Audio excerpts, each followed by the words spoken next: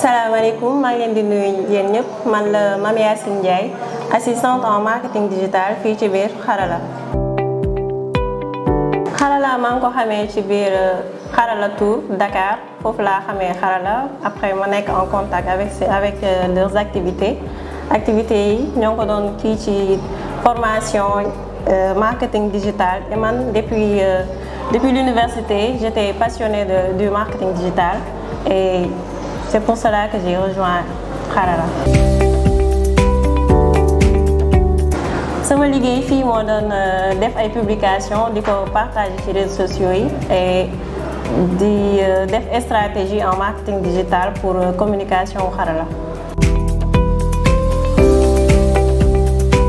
bon jeunes yi surtout ñuy waaj a def bac di leen ñaanal ñu am bac inchallah et que ñu rejoindre Xarala def des formations pratiques parce que université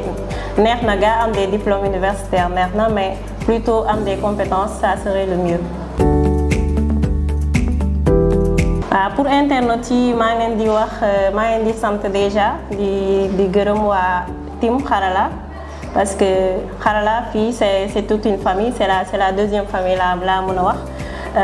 di leen wax ne Xarala est une